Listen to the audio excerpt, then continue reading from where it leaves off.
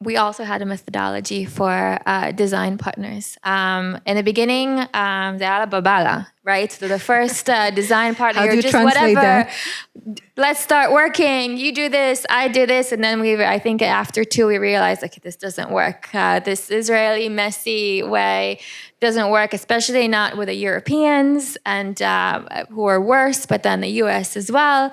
So then we decided to have a structure.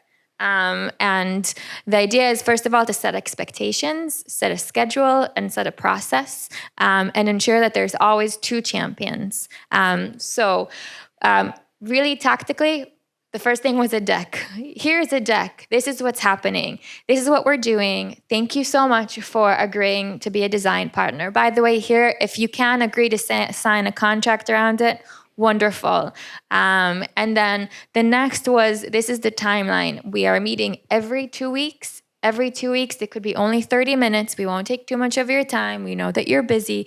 But in those 2 weeks, we are giving you value. So in every single 2 weeks, we presented something. We presented a finding. We presented something that is helpful to them. And on the way, we got tons of feedback. And then usually in the beginning, our first design partners were like 4 or 5 months. Some of them ended up being 6 months, and then we were sold. But then later on, we also ensured that it's only 3 weeks and to 4 weeks, and that ideally at the end they would buy.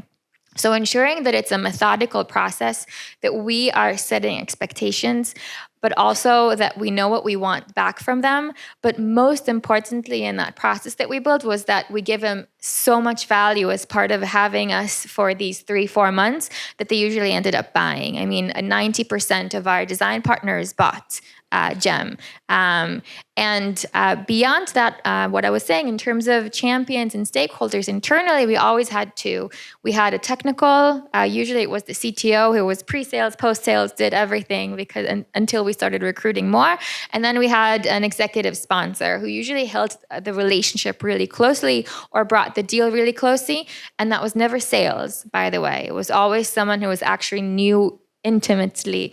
The customer understood what we could do, and then could also help transverse through the organization when needed, or have really intense calls should you want to fix anything, maybe we didn't meet expectations. You could always balance out and have a good cop, bad cop. So that's generally what we did. I will also add that we tried to ensure that we didn't only have the Israeli startups as a design partner, which is the easiest one. Fiverr loves it. Probably most of you have done a design partnership with Fiverr. You could raise your hand, but I'm sure that it was like most of you did. They're great. We did too.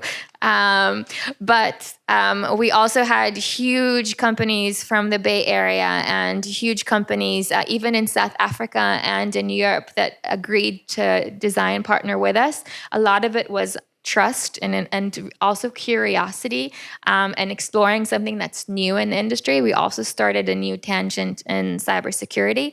So ensuring that on one hand you have a process, 2, that you're building that trust continuously, you're providing value, you're balancing out the relationship between tech and business, but also that you have the design partners across different industries, across different sizes, but most importantly, don't just do the Israelis.